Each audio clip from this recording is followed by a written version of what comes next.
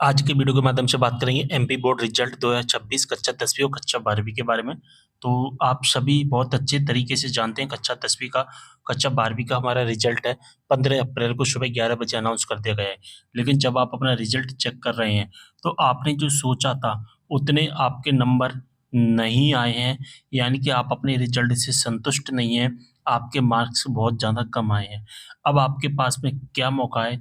अब आप आगे क्या कर सकते हैं? मैं सारी चीज़ें आपको बताऊँगा। अगर आपके मार्क्स कम आए हैं, आप अपने रिज़ल्ट से संतुष्ट नहीं हैं, जितने नंबर आने चाहिए थे उतने नंबर नहीं मिले हैं, तो इस कंडीशन में आप क्या-क्या चीज़ें करेंगी, सारी चीज़ें मैं आपको बताऊँगा। तो जैसा कि देख पा रहे हैं मैंने कुछ कंडीशन यहाँ पर निकाल कर रखी है। फर्स्ट है जो कि फेल होने पर ऐसे स्टूडेंट जो फेल हो जाते हैं ना, वो 2 काम कर सकते हैं। अगर आपकी नज़र में कोई फेल वाले स्टूडेंट है तो आप उनको बता सकते हैं, सेकंड बोर्ड एग्ज़ाम देना या रुक जाना नहीं योजना का एग्ज़ाम देना। लेकिन मैं आपको सलाह दूँगा सेकंड बोर्ड एग्ज़ाम देना। और फेल के बारे में मैं 2-3 वीडियो अपलोड कर चुका हूँ। सेकंड बोर्ड एग्ज़ाम के बारे में भी 2-3 वीडियो अपलोड कर चुका हूँ, आप उन वीडियोज़ को देख सकते हैं। लेकिन आज की वीडियो के माध्यम से हम बात करेंगे यहाँ पर हमारे कम नंबर हैं, हम रिज़ल्ट से संतुष्ट नहीं हैं, ठीक है? जितने नंबर आने चाहिए उतने नंबर नहीं आए हैं, उस कंडीशन में हम क्या-क्या चीज़ें कर सकते हैं। उस कंडीशन में सबसे पहला जो काम है वो हम करेंगे रीटोटलिंग करवाना। रीटोटलिंग करवाना या हम करवा सकते हैं अपना आंसर बुक, ठीक है? या हम करवा सकते हैं आंसर बुक, ठीक है? इन दोनों के बाद में फिर हमारे पास में ऑप्शंस होता है, वो होता है सेकंड बोर्ड एग्ज़ाम देना, ठीक है? मैं आपको एक-एक करके सारी चीज़ें बता देता हूँ। सबसे पहले आपके पास में मौका होता है रीटोटलिंग का, ठीक है? क्या? रीटोटलिंग का। ध्यान से सुनना वीडियो को, तभी आपको अच्छे से समझ में आएगा। रीटोटलिंग अगर आप करोगे तो रीटोटलिंग का लिंक एक्टिवेट कर दिया गया है वेबसाइट पर, मैं आपको आगे बता दूँगा, पहले चीज़ें समझ लीजिए। जब आप रीटोटलिंग करवाते हैं तो यहाँ पर आपके सामने 2 चीज़ें होंगी, ठीक है?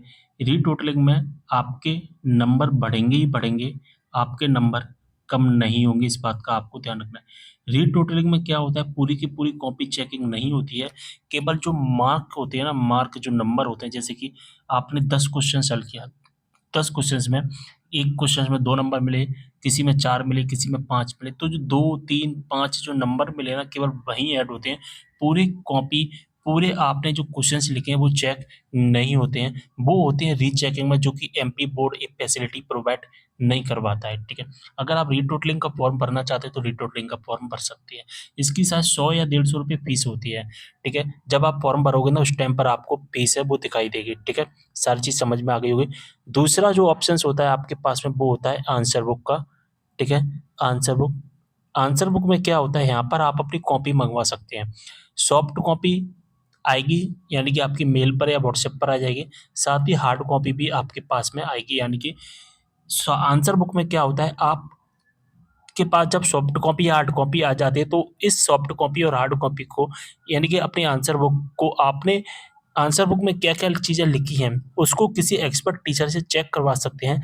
और अगर नंबर बढ़ते हैं, आपके जो नंबर आए, मान के चलिए 70 नंबर आए, 70 नंबर से जब कॉपी चेक करवाने के बाद में किसी एक्सपर्ट टीचर से 90 हो जाते हैं, तो उस कंडीशन में फिर आपको क्या करना पड़ेगा, आपको केस फाइल करना पड़ेगा, ठीक है? क्या करना पड़ेगा, एक केस फाइल करना पड़ेगा। हाई कोर्ट में केस लगेगा एमपी बोर्ड पर, और फिर आपके जो है नंबर बढ़ जाएँगे, ठीक है?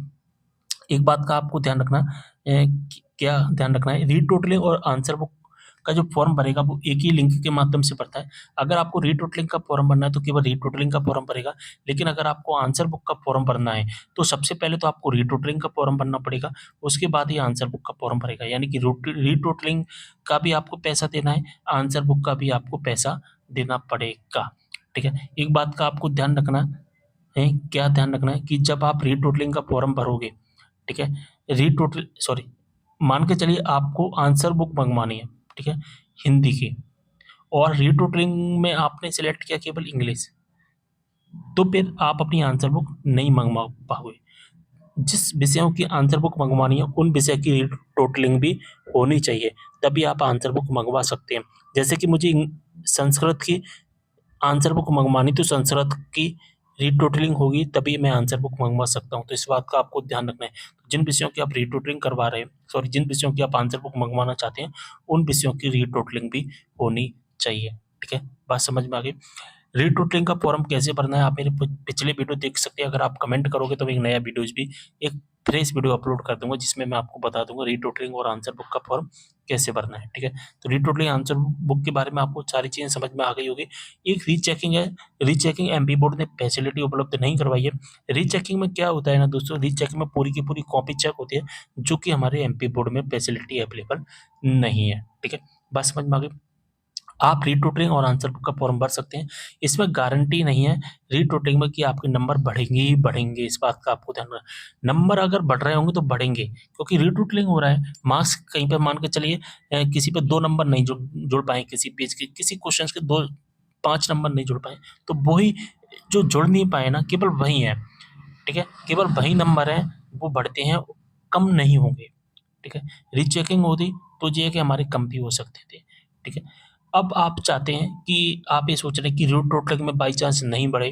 ठीक है, आपको ये लग रहा है, डाउट है कि 90% डाउट है कि नहीं बढ़े या 2% डाउट है कि नहीं बढ़े नंबर, तो इस कंडीशन में आप क्या करोगे? तो फिर आपके पास में तो कोई मौका रहेगा ही नहीं। तो इस कंडीशन में आप कर सकते हैं, सेकंड बोर्ड एग्जाम का फॉर्म भर सकते हैं। ठीक है, मैंने आपको बताया ना 2 ऑप्शन है आपके पास में, तो जो दूसरा जो ऑप्शन है सेकंड बोर्ड एग्जाम का फॉर्म भर सकते हैं।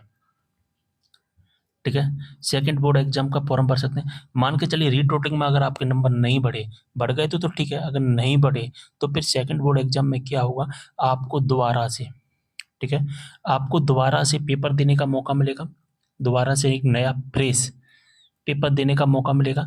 जिस तरह से आपने फरवरी के महीने में, मार्च के महीने में जो पेपर दिए थे, उसी प्रकार से आपको फिर से पेपर देने का मौका मिलेगा। अगर रीटोटलिंग नंबर नहीं बढ़ रहे हैं, तो अब यहाँ पर आप एक नया फ्रेश पेपर दे कर के आप दुगनी तैयारी के साथ में आप नया पेपर दोगे, तो आपको अगर ऐसा लग रहा है कि पूरी तरह से 100% श्योर हो कि मैं नया पेपर दूँगा, तो मेरे नंबर और ज़्यादा आएँगे, तो भी आपको सेकंड बोर्ड का एग्ज़ाम फॉर्म भरना है। आपको ये लगता है कि नहीं, मेरे नंबर कम हो सकते हैं या मैं दोबारा से पेपर नहीं दे पाऊँगा, तो सेकंड बोर्ड एग्ज़ाम का फॉर्म नहीं भरना है। ठीक है? इस बात का आपको ध्यान रखना है। फिर आंसर बुक फिर रीटोटलिंग ही करवा लेना या आंसर बुक मँगवानी तो आंसर बुक का ही फॉर्म भर देना। ठीक है? दोबारा से आपको अगर पेपर देना है तभी सेकंड बोर्ड एग्ज़ाम का पेपर फॉर्म भरना है। ठीक है?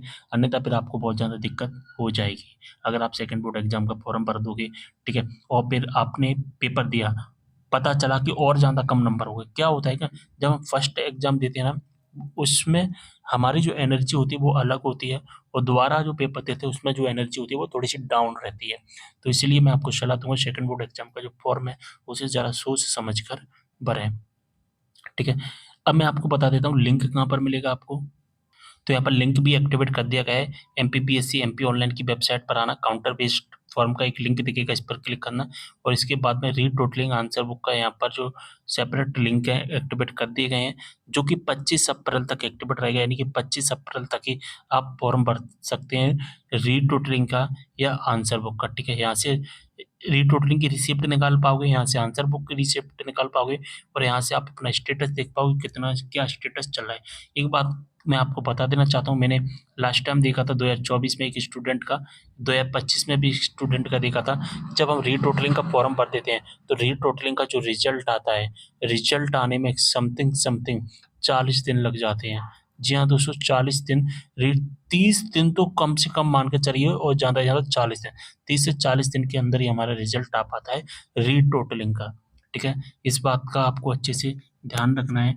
ठीक है? इन सारी चीज़ों को सोच समझ कर ही आपको रीटोटलिंग या आंसर बुक का जो फॉर्म है, वो भरना होगा। ठीक है? और अगर आपको कोई भी डाउट है रीटोटलिंग आंसर बुक से संबंधित, तो आप मुझे कमेंट कर सकते हैं, व्हाट्सएप पर मैसेज कर सकते हैं, इंस्टाग्राम पर मैसेज कर सकते हैं, लिंक डिस्क्रिप्शन बॉक्स में मिल जाएगा। वीडियो को शेयर कर देना सभी के साथ। मिलते हैं अगले वीडियो में एक और जानकारी के साथ, तब तक के लिए बाय।